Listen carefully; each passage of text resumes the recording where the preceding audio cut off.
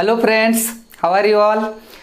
How the study is going? I expect you are doing well. In last 3-4 videos we discussed about the refraction of light at plane surfaces. Now what if the surface is a spherical or curved surface?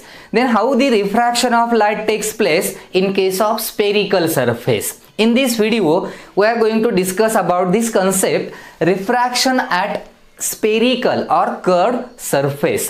Spherical surface कधी म्हणतो आपण? जर surface curved असेल, bend झालेला असेल तर त्याला काय म्हणतो आपण? Spherical surface. There are two types of spherical surfaces.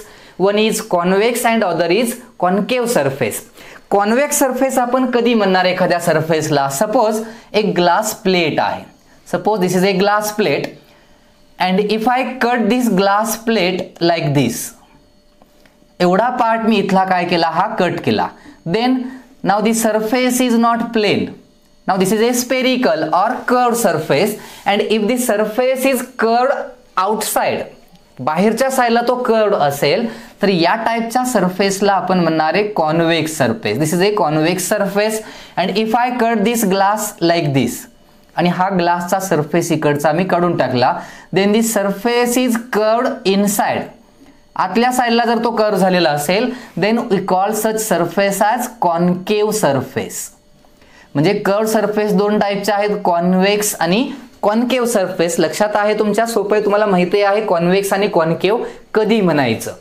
Now to study this concept I consider here a convex surface. So this is our convex surface which separates two medium. Here the one medium is a rarer medium and other medium is denser medium. This denser medium has refractive index N2 and rarer medium has refractive index N1, and this line will be the principal axis drawn to this curved surface. या spherical सरफेसचा हा काय झाला? Principal axis झाला. And now let's see how the image is formed if I place the object on the principal axis. Suppose this is our object. So I placed here the object on the principal axis. For object distance we consider a symbol u. The distance of object from the surface is u. So the u is the object distance from this convex surface. Now how the image of this object is formed because of this convex surface?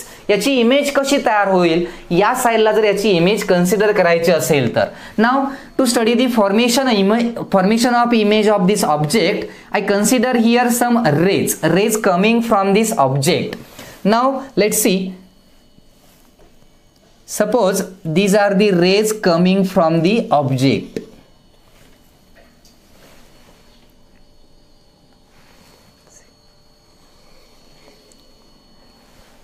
Okay, so all these rays are coming from the object and incident on this curved surface. Now here this will be the point of incidence, say n. N is the point of incidence. जर plain surface असता तर आपण मग लगेच normal draw करून angle of incidence आणि मग light रे आत जाताना म्हणजे रेरर टू डेन्सर पास होताना टुवर्ड्स नॉर्मल बेंड होते, अँगल ऑफ रिफ्रॅक्शन लगेच सांगता यायला असता. But here the surface is a curved surface, spherical surface आहे. मग इथं आता रिफ्रॅक्शन कसं कन्सिडर करणार आहोत आपण?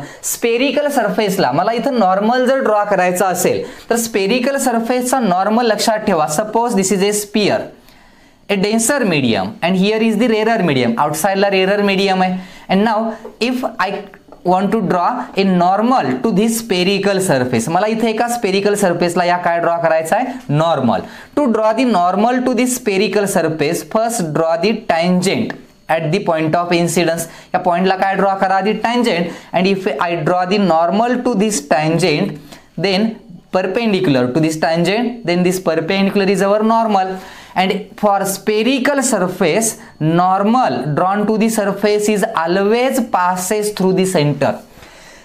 कुठल्याही स्पेरिकल सरफेसला जर तुम्ही नॉर्मल ड्रॉ केला तर तो सेंटर मधूनच पास होणार. कुठेही तुम्ही नॉर्मल ड्रॉ करा तो सेंटर मधूनच पास होतो. हे कन्सेप्टच आहे, लक्षात ठेवा.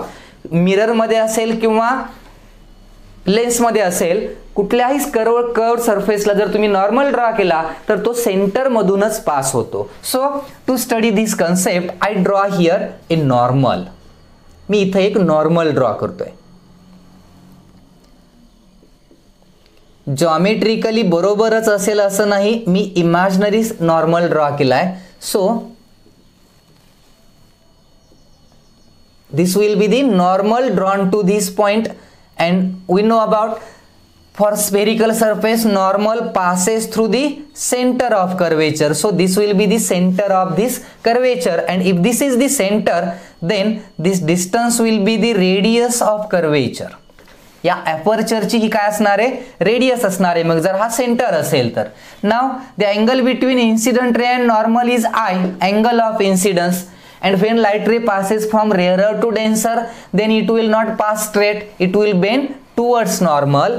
Suppose this refracted ray, आता इथली मी एक रे कन्सिडर करतोय. सपोज ही रे बेंड होते towards normal.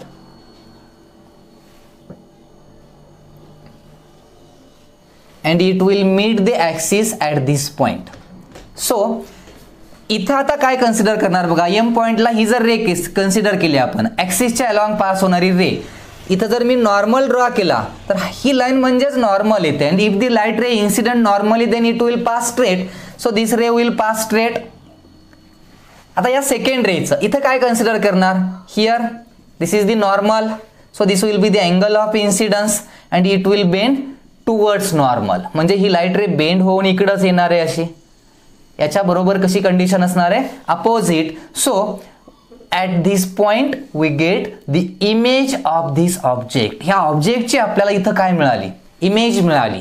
So this is the image of the object formed by this curved surface. अगोदर डायग्राम व्यवस्थित लक्षात ठेवा, इमेज ड्रॉ कशी करायची. आता यामध्ये इथला आणि इथला पार्ट, ऍक्सिसचा अप्पर आणि लोअर पार्ट जर कन्सिडर केला तर सिमेट्रिकली दिसतोय.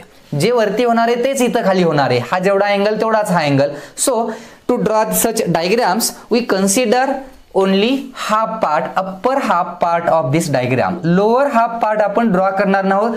का ड्रॉ करत नाही किंवा का कन्सिडर केला नाही, कारण सिमेट्री आहे. इथं जे वरती होणार आहे तेच इथं ऍक्सिसच्या खाली होत असणार आहे. त्यामुळं आपण हा लोअर पार्ट कन्सिडर करत नाही, म्हणजे आपण फक्त अप्पर पार्ट इथं काय केला, कन्सिडर केला. So this is the formation of image by this curved surface. आता ही इमेज असेल तर मग हे डिस्टन्स काय, या डिस्टन्सला काय म्हणणार आपण, this is the image distance. And for image distance we use phi symbol. So phi is the image distance, r is the radius of this curvature, and u is the distance of object. All these distances are measured from m. म्हणजे आपण m हा mirror मध्ये जो pole म्हणतो आपण त्याला, इथं आपण याला म्हणणार आहे m म्हणणार आहे. m पॉइंट सेंट्रल पॉइंट आहे. आता इथं अँगल ऑफ रिफ्रॅक्शन कोणता, this will be our angle of refraction. Now here this distance mn, हे अपर्चर जो आहे याचा, हा अपर्चर स्मॉल असतो. कर्व्ड सरफेस आहेत म्हणजे हे काय मीटर मध्ये वगैरे सरफेस नसतात. So this curved surface is small and we consider this mn distance as a nearly straight. Approximately हे nm डिस्टन्स आपण स्ट्रेटच आहे असं म्हणणार आहे. लक्षात ठेवा, हे अप्रॉक्सिमेशन आहे. आणि जर हे स्ट्रेट कन्सिडर केले तर बरेचसे ट्रायंगल तयार होत आहेत, अँगल्स आहेत. आणि मग आपण या डिफरंट अँगल्स मध्ये काही जॉमेट्री यूज करून एक फॉर्म्युला डिराईव्ह करणार आहोत. त्या फॉर्म्युल्यामध्ये आपल्याला इथल्या काही सिम्बॉल्सचं रिलेशन मिळेल. For example object distance u, image distance phi, refractive indexes n1 n2 and the radius of curvature. या सगळ्यांमधलं आपल्याला इथं काय मिळतं, एक रिलेशन मिळतं. आणि आपण तेच रिलेशन काय करणार आहोत, इथं डिराईव्ह करणार आहोत. टी डिराईव्ह दिस रिलेशन. नाउ कन्सिडर सम ट्रायंगल्स. इथं आपण काही ट्रायंगल्स कन्सिडर केले. Suppose the first triangle is NMO. In triangle MNO, if we take this tan of the angle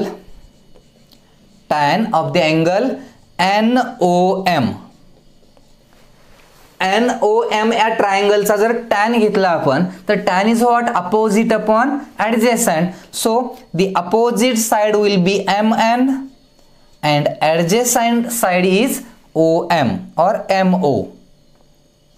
okay, ह्या ट्रायंगल मध्ये आपण काय यूज केलाय, tan हा अँगल घेतलाय NOM. Now for the second triangle NCM. कोणता triangle म्हणतोय मी, NCM. या ट्रायंगल मध्ये हा अँगल C जो आहे याचा tan मी घेतला तर काय येईल बघा, tan of the angle NCM, tan of the angle NCM ह्या ट्रायंगल मध्ये हे मी नियरली स्ट्रेट कन्सिडर करायला सांगितलंय. कोणतं distance mn. So in this triangle we can use the tan opposite upon adjacent. So it will be mn upon adjacent side is mc. So and in the triangle NIM, angle tan of the angle NIM, कोणता triangle घेतलाय बघा NIM, हा right angle triangle. या triangle मध्ये मी या अँगलचा काय घेतलाय, टॅन घेतलाय. Tan of the NIM will be opposite means here mn divided by adjacent means this mi. म्हणजे मी तीन ट्रायंगल मध्ये ह्या तीन अँगलचे काय यूज केले, तिथं टॅन यूज केलेत. आणि मग या रिलेशन्स वरून आपण काही इथं थोडी ज्योमेट्री यूज करणार आहोत. Now in triangle NOC, in triangle NOC हा जो ट्रायंगल कन्सिडर केलाय मी, in triangle NOC angle I is exterior angle. Angle I is the exterior angle, so we can write this as I equal to angle I. जर या triangle मध्ये तो exterior असेल याचा, तर काय लिहू शकतोय आपण, अँगल NOM प्लस अँगल काय लिहिता येईल, NCM. आता अँगल NOM आणि अँगल NCM या व्हॅल्यूज घ्यायचे. Here this distance mn is very small. हे लक्षात ठेवा, हे डिस्टन्स जे आहे ते कसं आहे, एकदम स्मॉल आहे. आणि हे जर डिस्टन्स स्मॉल असेल तर आपण इथं स्मॉल अँगल अप्रॉक्सिमेशन यूज करू शकतोय. स्मॉल अँगल अप्रॉक्सिमेशन म्हणजे काय, if theta is angle and its value is small, म्हणजे हा एक स्मॉल अँगल आहे, then sine of theta is nearly equal to theta or tan of theta is nearly equal to theta. याला म्हणतो आपण small angle approximation, जे आपण इथं यूज करू शकतोय. पण कधी, if this angle theta is small and here this mn distance is small, that's why all these angles are very small. I, R किंवा इथला O, C, I हे जे angles आहेत, all these angles are very small. So here we can use this small angle approximation, and if we use this, then this tan angle NOM is nearly equal to angle NOM. म्हणजे आपण याला जे लिहिणार आहे हे कसं लिहू शकतोय बघा. So angle NOM is equal to mn upon MO, or we can write it as angle NCM equal to mn upon MC, or angle NIM equal to mn upon MI.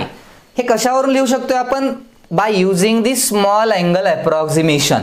ते यूज करून आपण tan theta is nearly equal to theta, फक्त theta लिहू शकतो आणि त्याला हे equal ratio होते. सो हे रेशो आपण यूज करणार आहे आता. Now first use angle NOM equal to what, mn upon MO. So we can write this as I equal to angle NOM, याची व्हॅल्यू काय होती, mn divided by MO plus.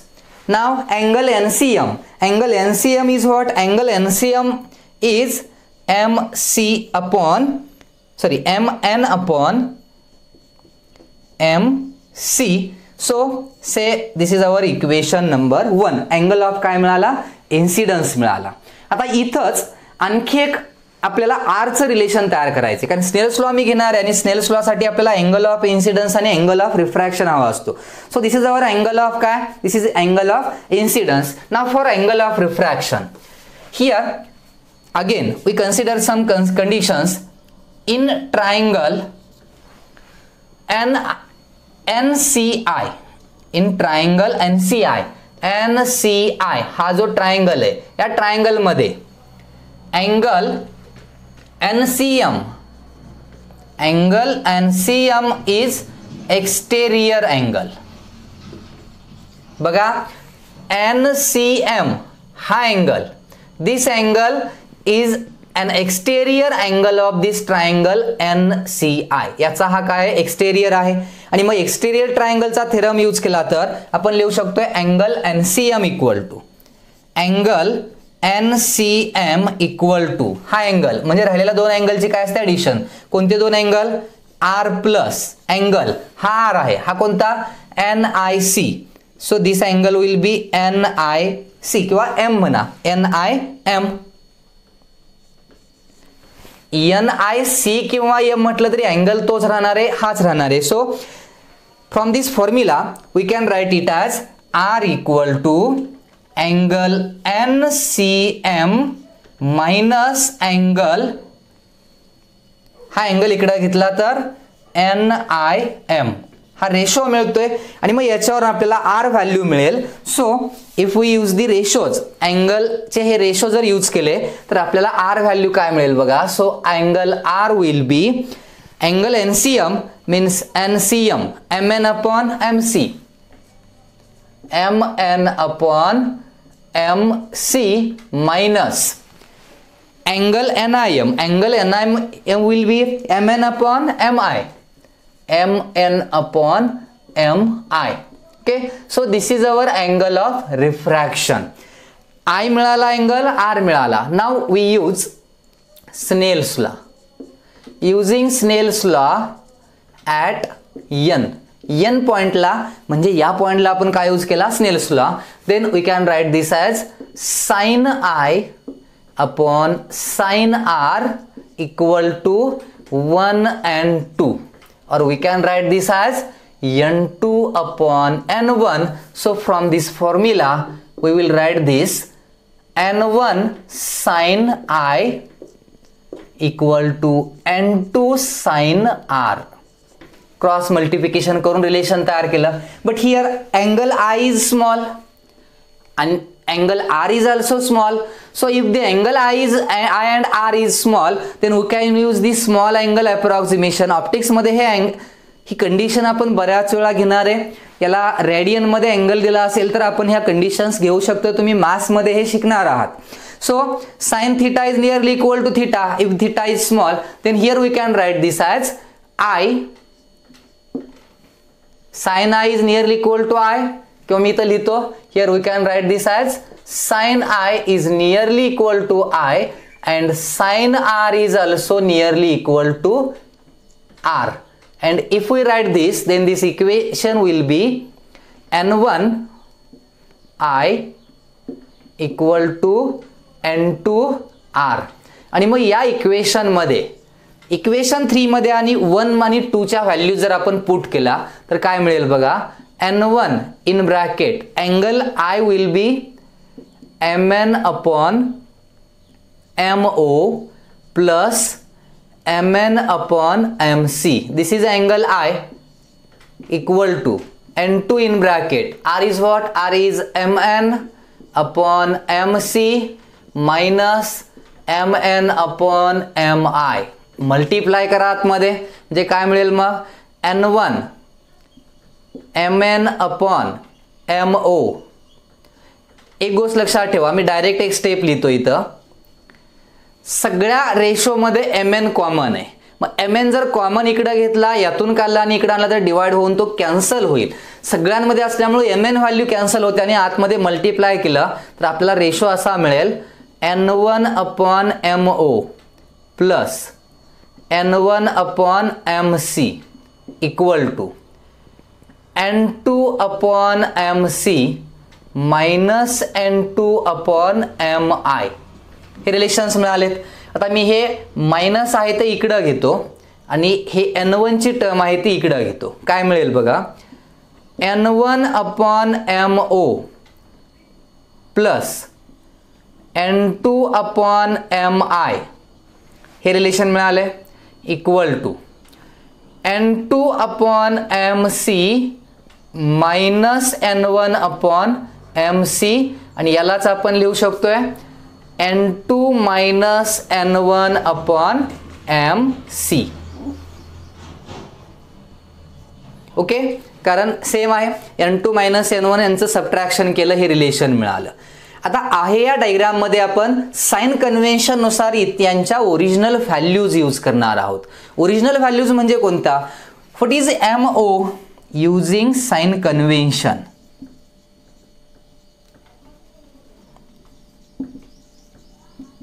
Optics मध्ये जे आपण साइन कन्व्हेन्शन घेतो ते sign convention इथेही घ्यायचं, याला ऑप्टिकल सेंटर कन्सिडर करून म्हणजे origin. Now what is MO.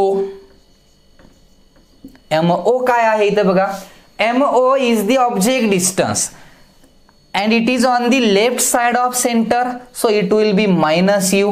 Then what is MI? MI is image distance phi and it is positive, and MC will be the radius of curvature.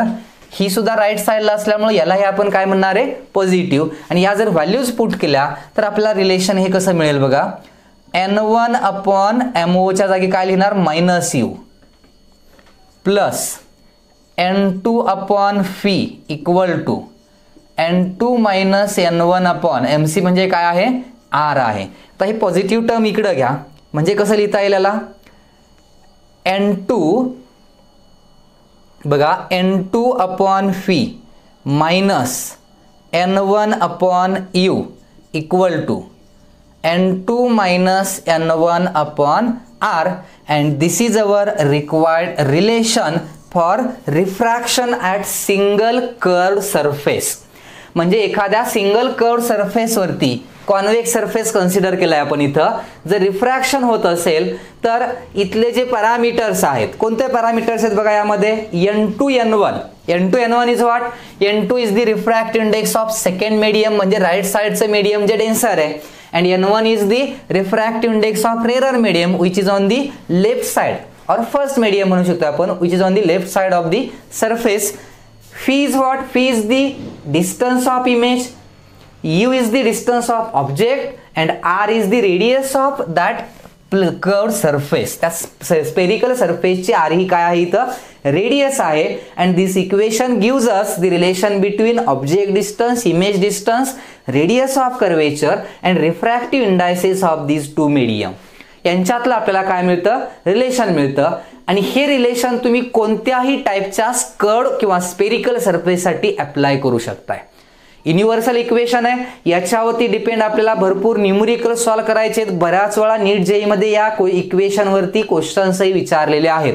So this is a very important equation in case of refraction at spherical surface. आपण जे lens वगैरे म्हणतो त्यामध्ये आपल्याला अशाच इक्वेशनचा use करून question सोडवायचे आहेत. So this equation stands for convex surface. इथं सरफेस कोणता यूज केलाय आपण, कॉन्वेक्स सरफेस यूज केलाय. यातल्या काही वेगळ्या कंडिशन्सही मी तुम्हाला सांगणार आहे की जर सरफेस कॉन्वेक्स नसेल तर काय करायचं, त्यामधल्या वेगळ्या कंडिशन्स आहेत. पण ही कंडिशन विसरायचं नाही. इथं असं लक्षात ठेवा, n2 इज व्हॉट, n2 म्हणजे सेकंड मीडियम, डेन्सर असेल रेअरर असेल काही असू द्या, इकडच्या मीडियमला आपण n2 म्हणणार. म्हणजे राईट साइडचं मीडियम n2 असणार, लेफ्ट साइडचं मीडियम n1 असणार. मग रेअरर असेल डेन्सर असेल काही असेल, हे पहिलं लक्षात ठेवा. इकडचं n2 इकडचं n1 असंच लक्षात ठेवायचं. कुठल्याही न्यूमेरिकल म्हणजे आपण न्यूमेरिकल बघणार आहोत याच व्हिडिओज मध्ये, त्यावेळी तुम्हाला मी सांगणार आहे की हे रिफ्रॅक्टिव्ह इंडेक्सेस कसे यूज करायचे. त्यानंतर कॉन्वेक्स सरफेस असेल, इकडं रेअरर डेन्सर असेल तर इमेज राईट साइडलाच तयार होते. पण सरफेस जर कॉन्वेक्स नसेल तर काय करायचं, याच्यामध्ये मी याच सरफेसला चेंज करतोय. फक्त मी सरफेस फक्त चेंज करतोय. आता आपला कॉन्वेक्स सरफेस होता, जर हा कॉन्वेक्सच्या ऐवजी आपण सरफेस कन्सिडर केला कॉन्केव सरफेस. सपोज आपला सरफेस जो आहे तो कसला आहे, कॉन्केव सरफेस आहे. तेच मीडियम आहे, सगळं तेच आहे, फक्त आता सरफेस काय केला, कॉन्केव. आणि कॉन्केव सरफेसला हा सेंटर असणार आहे का, विचार करा. हा सेंटर इकडे येणारच नाही. Centre will be shifted towards right, इकडच्या साईडला हा शिफ्ट होईल. सपोज इथं हा आपला काय होता, सेंटर ऑफ कर्वेचर, आणि तो काय झाला त्याचा नॉर्मल झाला. मग हा आणि नॉर्मल कन्सिडर केला तर this will be our angle of incidence. आणि कंडिशन सांगा, लाईट रे बेंड कशी होते. जर if the light ray travels from rarer to denser then it will bend. इथं आता नॉर्मल ॲक्च्युली असा येणार नाही, जर जास्त कर्व सरफेस घेतला तर येऊ शकतो.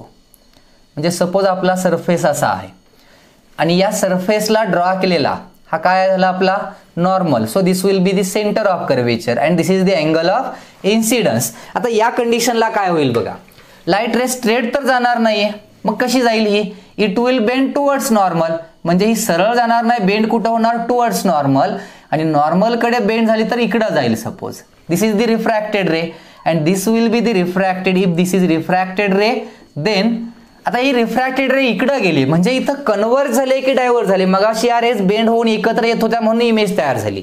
आता इथं रेज काय झाले, डायव्हर्ज झाले. And if the rays are diverging then virtual image is form. आपण याचा काय करतो, व्हर्च्युअल पार्ट ट्रेस करतो and this is the image of this object. Virtual image इकडून जर बघितलं तर आपल्याला इमेज राईट साईडला नाही लेफ्ट साईडलाच तयार झालेली दिसते. आणि मग हे ऑब्जेक्ट डिस्टन्स यू, याला म्हणणार आपण इमेज डिस्टन्स फी, आणि हे झालं आपलं रेडियस ऑफ कर्वेचर. आणि मग इथं आता काय चेंजेस घेणार तुम्ही, फॉर्म्युला हाच यूज करायचा आहे, असा फॉर्म्युला हाच यूज करा. चेंज काय होईल बघा यामध्ये, रेडियस तुम्ही आता काय करणार निगेटिव्ह घेणार because it is on the left side. Fee पण काय घ्यायचंय निगेटिव्ह, यू हे पण काय येणार निगेटिव्ह. हे रेरर हे डेन्सर आहे असं यूज करा. हेच इक्वेशन, फक्त साइन कन्व्हेन्शन विसरायचं नाही. कॉन्केव्ह सरफेस असेल तर सेम साइडला व्हर्च्युअल इमेज तयार होते, आणि व्हर्च्युअल इमेज असल्यामुळे आपल्याला हे यूज करणं काय सोपं आहे. जास्त यामध्ये विचार करायचा नाही, आहे असा तो फॉर्म्युला तुम्ही अप्लाय करा. मग काही वेळा इकडं डेन्सर येईल इकडं रेरर येईल, पण इकडं डेन्सर असलं म्हणजे अशाही कंडिशन येतील काही. इकडं डेन्सर मीडियम आहे, इकडं रेरर मीडियम आहे, इकडं रेरर आहे. त्यावेळी चेंज काय होणार, इमेज कोणत्या साईडला तयार होईल. आपण यालाच N1 म्हणणार डेन्सरला, रेररलाच N2 घ्यायचं. आणि त्याच फॉर्म मध्ये डेन्सर रेर जाताना away from normal light rays काय होतात बेंड होतात, आणि मग अवे फ्रॉम नॉर्मल बेंड झालं की आता इथं काय तयार होणार आहे इमेज. म्हणजे जरी कॉन्केव्ह सरफेस असला तरी इमेज इकडं तयार, कारण आता इकडं डेन्सर आहे इकडं काय रेरर आहे, आणि मग इमेज डिस्टन्स इकडे आलं. अशा टाइपमध्ये क्वेश्चन सोडवताना ॲक्च्युअलमध्ये तुम्हाला हे व्यवस्थित लक्षात येईल की मीडियम इकडचं डेन्सर इकडचं रेरर असेल, कॉन्व्हेक्स असेल, कॉन्केव्ह असेल तर काय करायचं, त्या फॉर्ममध्ये आपण हा काय करणार आहे फॉर्म्युला यूज करणार आहोत. आणि मग इथं जर तुम्हाला मॅग्निफिकेशन विचारलं, मॅग्निफिकेशन ज्याला आपण लॅटरल मॅग्निफिकेशन म्हणतो, मॅग्निफिकेशन जर इथं कॅल्क्युलेट करायला विचारलं तर त्यासाठी फॉर्म्युला आहे, डेरिव्हेशन आहे पण त्याची गरज नाहीये, वेळ जाणार आपला फक्त, कारण त्या डेरिव्हेशनचा उपयोगही नाही काय. मग मॅग्निफिकेशन जर विचारलंच या कंडिशनमध्ये, लॅटरल मॅग्निफिकेशन विचारलं तर त्यासाठी फॉर्म्युला आहे तो बेसिक घेता येतो आपल्याला, height of image upon height of object, magnification किंवा लॅटरल मॅग्निफिकेशन. आणि याला विचारलंच तर फॉर्म्युला असाही घ्या, this formula will be phi by u image distance upon object distance, असा तर घेता येतोच, प्लस यामध्ये ॲडिशनल यूज करायचं असेल तर आपल्याला याला N1/N2 हाही रेशो येतो, कारण याचं एक डेरिव्हेशन आहे. या फॉर्म्युल्यावरून आपण हा मॅग्निफिकेशनचा फॉर्म्युला डिराईव्ह करू शकतोय. इमेजला हाईट असेल, ऑब्जेक्टला हाईट असेल तर इकडं अशी इमेजला ही काय मिळते हाईट मिळते, आणि मग त्याची रे डायग्राम जर यूज केली तर आपल्याला असा हा मॅग्निफिकेशनचा फॉर्म्युला मिळतो. Height of image upon height of object वरून हाईट घेतली आणि त्यावरून त्याला यू व्ही मध्ये कन्वर्ट केलं तर या इक्वेशनवरून आपल्याला हे रिलेशन मिळतं. So this is the lateral magnification. हे काय यूज केलंय आपण, हा फॉर्म्युला यूज करतोय आपण फॉर लॅटरल मॅग्निफिकेशन. मॅग्निफिकेशन जर विचारलं तर त्यासाठी हा फॉर्म्युला यूज करा, आणि ह्या सगळ्या कन्सेप्ट व्यवस्थित नोट डाऊन करून ठेवा. थेरीमध्ये सुद्धा आपल्याला ही जी कन्सेप्ट आहे ही इम्पॉर्टंट आहे. थेरॉटिकली 3 मार्कला हा क्वेश्चन हे एक्सप्रेशन डिराईव्ह करायला विचारतात. So write down carefully. Now see the example based on this concept, refraction at spherical surface. The question is, a small air bubble in a glass sphere of radius 2 cm. आता इथं हा आपला glass sphere झाला and radius of this glass sphere हे distance घेऊ शकतोय आपण. This is the radius and it is 2 cm. A small air bubble in a glass sphere of radius r equal to 2 cm appears to be 1 cm from the surface when look at along the diameter. If the refractive index of glass is 1.5, find the true position of air bubble. एक air bubble आहे.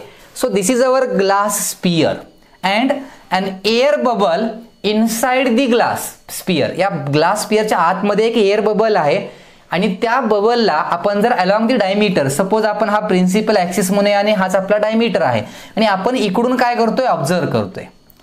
इथं आपण आहोत observer, okay. आणि याला जर आपण इथून ऑब्झर्व केलं, इकडून ऑब्झर्व करताना अलॉंग द डायमीटर ऑब्झर्व करताना तो एअर बबल आपल्याला कोणत्या किती डिस्टन्सला दिसतोय, appears to be 1 centimetre from the surface. म्हणजे सरफेस पासून तो एअर बबल किती डिस्टन्सला दिसतोय आपल्याला, 1 सेंटीमीटरला. मग आपल्याला विचारलंय काय, तर त्या बबलची ट्रू पोझिशन म्हणजे रिअल मध्ये तो तिथंच आहे की दुसरीकडे आहे हे विचारले.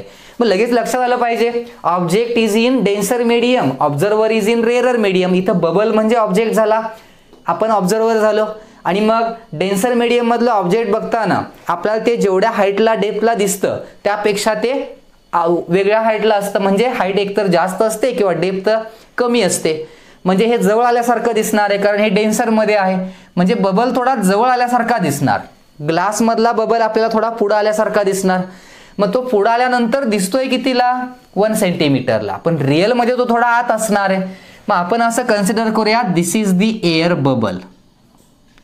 हा एअर बबल आहे जो रिअल बबल आहे. पण इकडून बघताना तो दिसतोय आपल्याला इकडं असा, या पोझिशनला दिसतोय. सपोज मी इथं ड्रॉ करतो, आपल्याला ऍक्च्युअली दिसतोय इथं, पण आहे कुठं, तो थोडा आतमध्ये.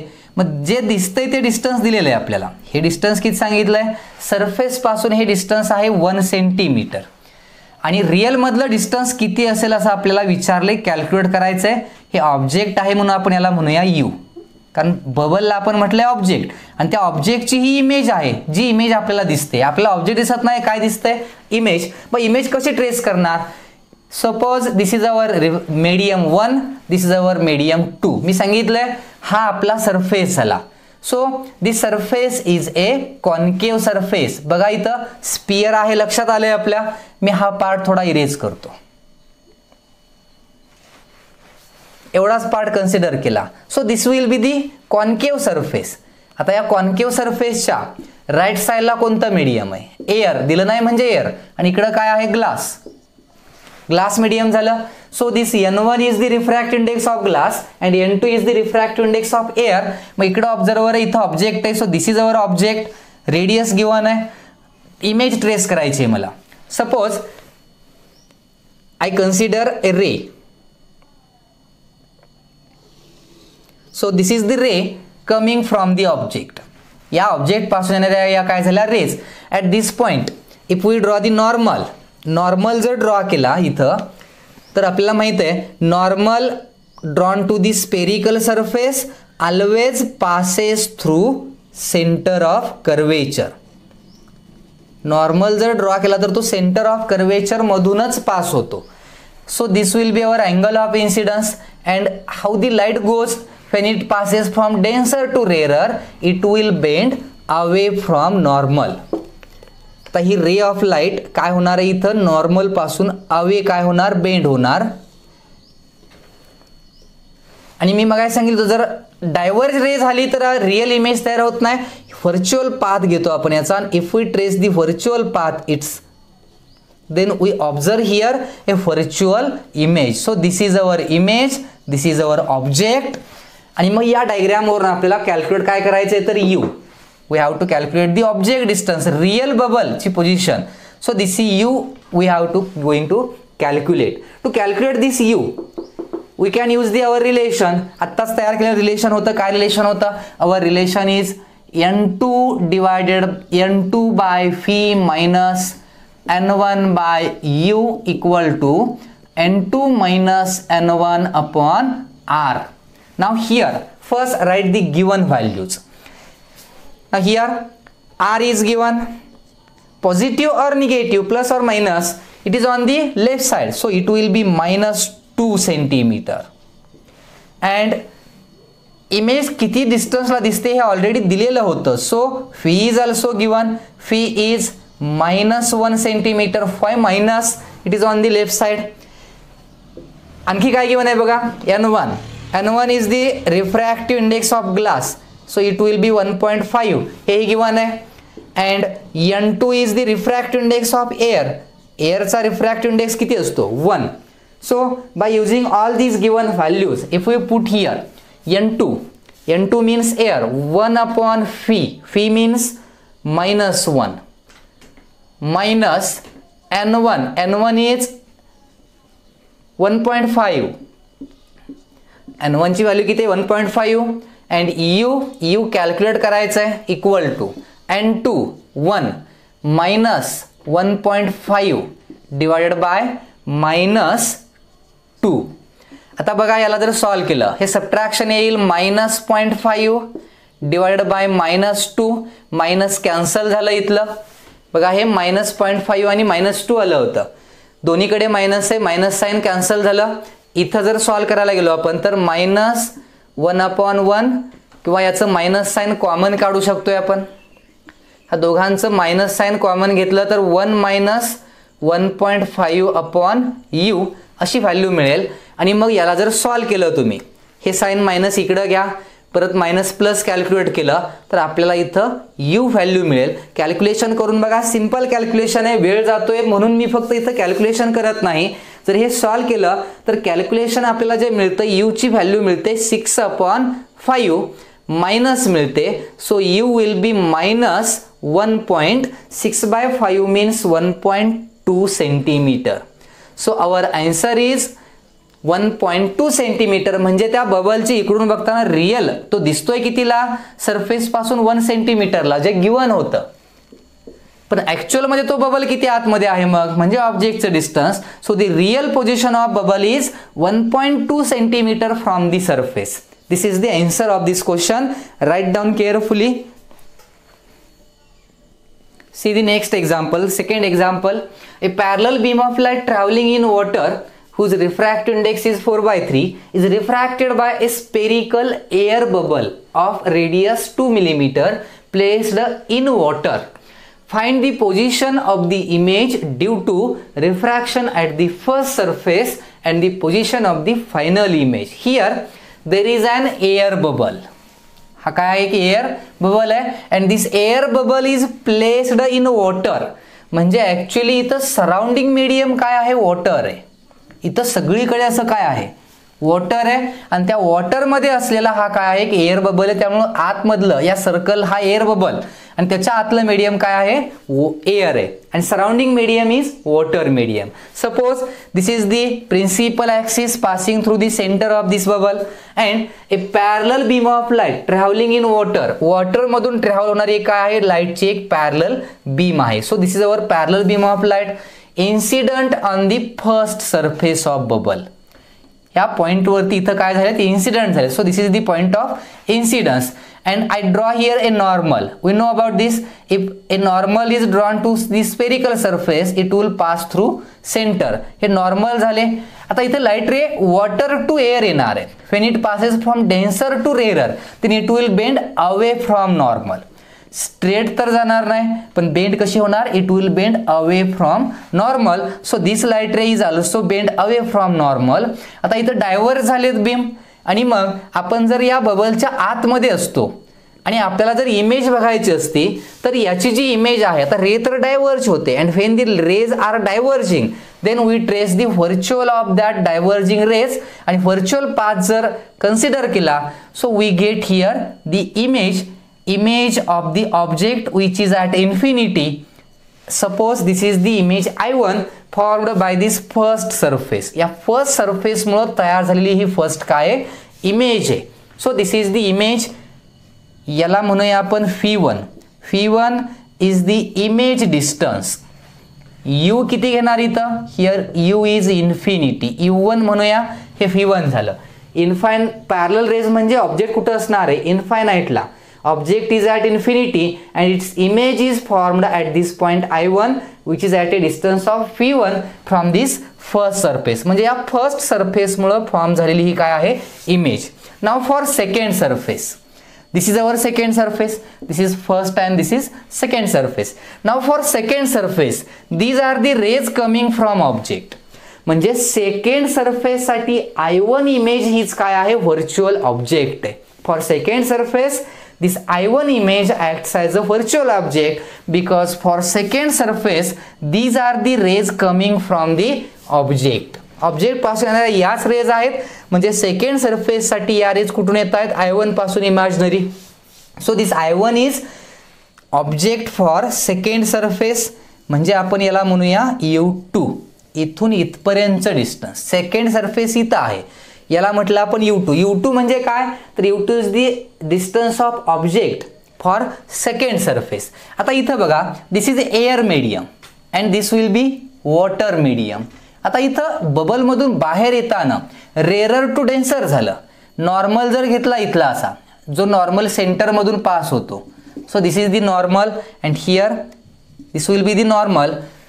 आता इथं काय होईल बघा, when light ray travel from rarer to denser it will bend towards normal, म्हणजे या रेज ज्या आहेत त्या परत टुवर्ड्स नॉर्मलच काय होणार आहेत, बेंड होणार आहेत. म्हणजे वरतीच गेला म्हणजे आणखी डायव्हर्स झाला, आणि मग इकडून बघताना जी इमेज तयार होईल यांचा जर आपण परत व्हर्च्युअल पार्ट ट्रेस केला या रेजचा, आता बघा या रेज ज्या आहेत यांचा जर आपण व्हर्च्युअल पार्ट ट्रेस केला, so these are the diverging beam, आणि यांचा व्हर्च्युअल पार्ट ट्रेस केल्यामुळे आपल्याला इथं काय मिळेल, ही सेकंड इमेज मिळेल I2. म्हणजे आपण जर इकडून बघितलं तर आपल्याला फक्त हीच इमेज दिसणार आहे, कोणती, फायनल इमेज I2. फर्स्ट सरफेसमुळे तयार झालेली image I1. This I1 acts as an object for second surface and second surface forms its image I2.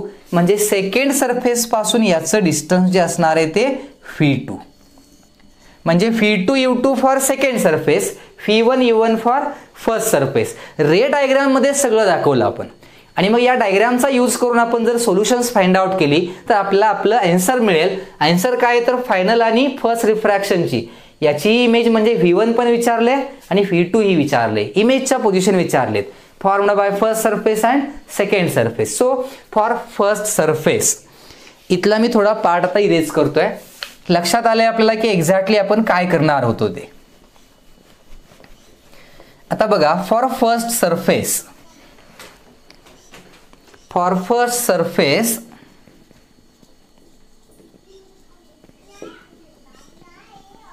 Object distance U1 will be infinity, R capital R given आहे 2 mm.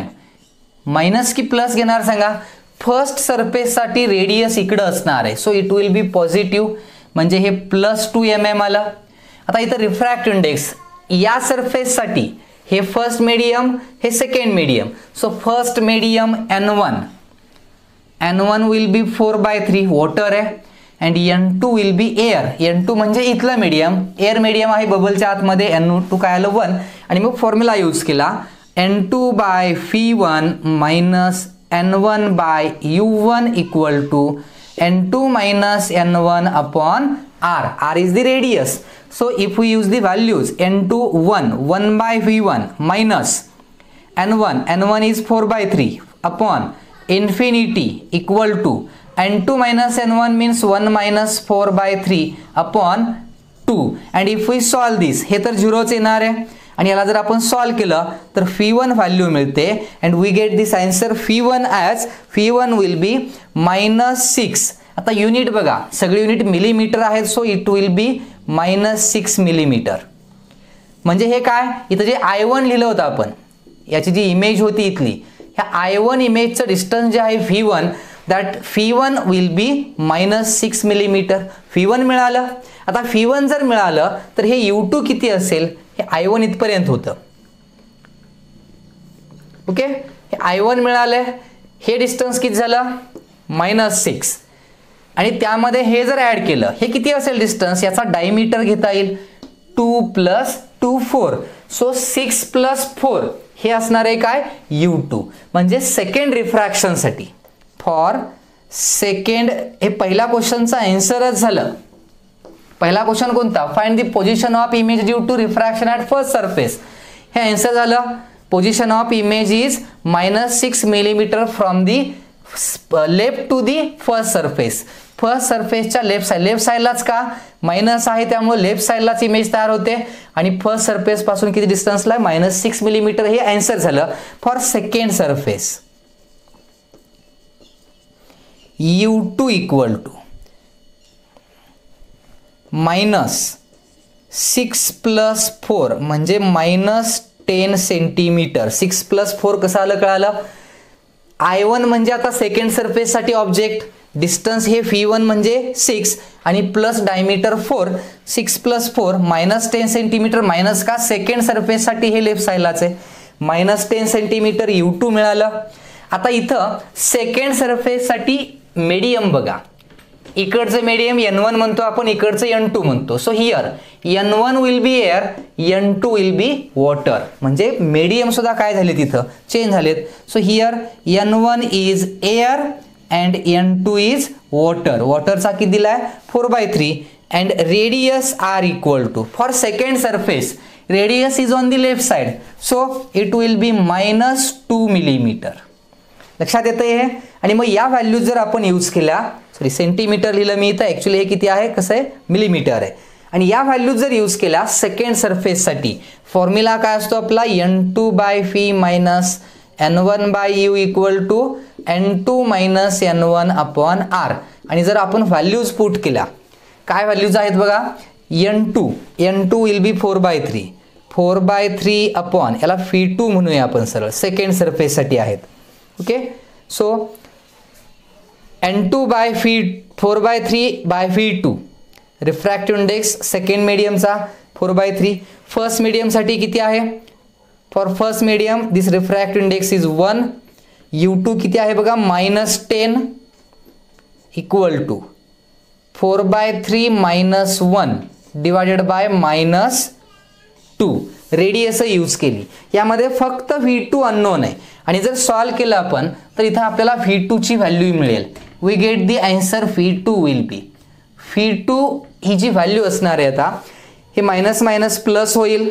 हे इकडं घ्या, इथं subtraction करा, upon 2 आहे आणि जर याचं क्रॉस मल्टिप्लिकेशन घेऊन तुम्ही सोल्युशन केलं, सोपं आहे हे करता येऊ शकतंय. V2 याची जी व्हॅल्यू मिळते आपल्याला that V2 will B -5 millimetre. V2 ची व्हॅल्यू येते -5 मिलीमीटर. म्हणजे बघा V2 कुठून असणार आहे, हे V2 ही इमेज I2 म्हणजे हे V2 मिळालं -5 मायनस काय मिळतंय कारण त्याच साईडला इमेज आहे, लेफ्ट साईडला इमेज आहे या सरफेस साठी म्हणून मायनस. म्हणजे याचं आन्सर काय आलं, final image will be formed at 5 millimetre from the second surface. हे सेकंड क्वेश्चनचा answer. Position of the final image. Position of final image is at 5 millimeter from the second surface and this is the answer of the second question. व्यवस्थित थोडी concept लक्षात ठेवा, जी diagram मधूनच आपण actually लक्षात आणलेली होती. डायग्राम जर समजली असेल तर क्वेश्चन जे सोल्युशन आहे किंवा जे कॅल्क्युलेशन आहे ते लगेच करता येतं, सोपं कॅल्क्युलेशन आहे. Now see example number 3. A thin spherical fish bowl of radius 10 cm filled with water of refractive index 4/3. There is a small fish at a distance 4 cm from the center. Where will the fish appear to be if seen from E end and F end? Neglect the thickness of glass. ग्लासची thickness कमी आहे त्यामुळे ती neglect करा असं म्हटलंय. म्हणजे बाहेरचा आणि आतलं मीडियम फक्त घ्यायचंय, मधलं मीडियम आहे म्हणजे फक्त सरफेस कन्सिडर करायचा आहे. Okay, here this is a spherical fish bowl of radius 10 centimetre. So the radius of this bowl is 10 centimetre and the fish is at a distance of 4 centimeter from center.